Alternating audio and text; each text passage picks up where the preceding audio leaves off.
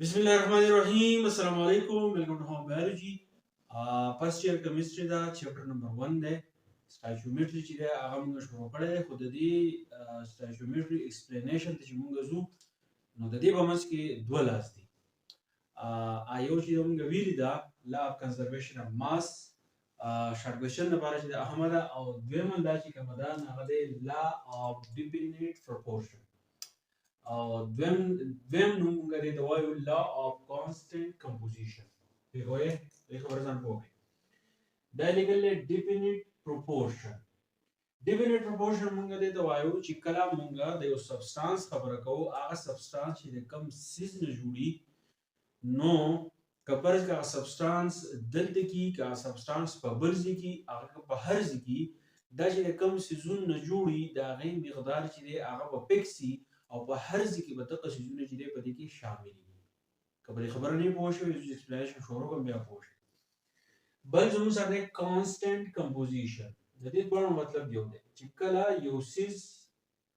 خبره موږ کوو یو سبستانس خبره کوو چې کپرس هغه د یو دوه سیزونو جوړ دی سیز دلته کې موجود دی هغه د یو دوه سیزونو جوړ دی نو دغه دوه سیزونه په بل ځای کې هم کپرس کومه دغه سیز خبره کوو نو دې ته ویل کېږي لا اف ډیفینیټ پروپورشن اور لا اف کانسټنټ کمپوزیشن یاد ساتئ ام سی کیوز لپاره ضروري دي په پریکټیکل کې تاسو ته پوسټ کولای شي چې لا اف ډیفینیټ پروپورشن یا لا اف کانسټنټ کمپوزیشن به وینم سره اوله خبر ده چې دا الله چا پیش کړو دا یو فرنچ کیمست بالکل پیور کیمست ٹھیک شو فرنچ نو می سو ام سی کیوز لپاره ضروري دي جوزف لویس پروست د دې کیمست یا د ساينټیسټ مو هغه د الله چې دا پیش کړو وز د دې لا ډیفینیشن څنګه ده دا ډیفینیشن یو پیرا کوم په وګورئ definition does it is this last state that pure substance always contains the same element combined together in the same Pex ratio by mass. Okay. Pure substance هغه سیس چې هغه د یو قسم element نه چې دی هغه جوړي لکه پرس کزو د اوبو خبرو کوم پرس کزو موږ په کلی کې یو کوی دی او په دې کې اوبه دي بیا ستاسو په کلی کې یو کوی دی په هغه کې اوبه دي نو زموږ د کلی کې چې د کم کوی دی دا دغه اوبه د هایدروجن او اکسیجن نه جوړي دي هایدروجن او اکسیجن چې دوه ګیسز دي کمباین شوي دي لیکوډ واټر جوړ کړي دغه شان ستاسو په کلی کې چې دا کم کوی دی په دې کې هم کمی اوبه چې دي دې کې هم هایدروجن او اکسیجن دی نو پیور سبستانس موږ دې ته وایو چې هر هغه څه چې هغه د یو قسم سیز چې دی هغه جوړي ٹھیک شو وای پیور سبستانس چې دی always contain په دې کې به شاملي د سیم الیمنٹ یو شان الیمنٹ پای مطلب ما تاسو مثال درکو په پیور سبستانس کې به یو قسم الیمنٹ شاملي تاسو په کې کوه دی په هغه په اوبو کې هایدروجن اکسیجن نه جوړي دي زوم په کې یو کوه دی باقي چې کوم اوبه دي په هغه کې هم هایدروجن او اکسیجن شامل دي نو چې یو شان الیمنٹ پکې دا پیور سبستانس ته اشاره کوي اوبو ته اشاره کوي سیم الیمنٹ ته اشاره کوي د هایدروجن او د اکسیجن ته اشاره کوي کمباین ټوګیدر دا دوه یو ځای شي مطلب دا دی چې دا هایدروجن او اکسیجن یو ځای شي تاسو بل مثال مخسته شي in the same Pex ratio مطلب دا دی چې په دې H2O چې زموږ سره کوم دی مونږ چې د فارمولې ته وګورو د هایدروجن پرسنټیج جدا دی د اکسیجن پرسنټیج جدا دی کدا وګو په هر ځای کې دي نو دغه مقدار باندې په دغه پرسنټیج باندې با هایدروجن او اکسیجن چې دی ته په هر ځای کې شامل دي نو دې دی ویل کې ان Pex ratio by mass په mass نو دا law of definite proportion or law of constant composition example لته example مته تاسو خبرو کوي وکړي پرس کې مثال مونږ وایو د واټر کدا واټر د دریابونو دي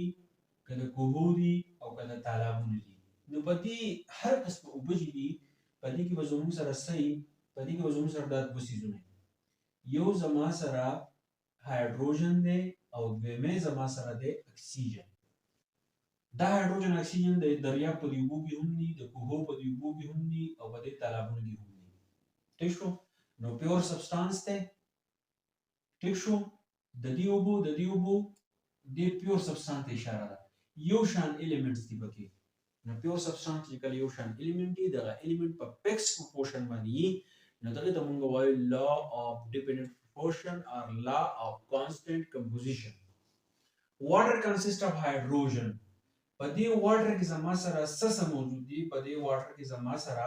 هایدروجن دی. د هایدروجن ټیکس ریشو بای ماس مطلب هایدروجن په دې شو کې هایدروجن زما سره 100% دی 11.11%.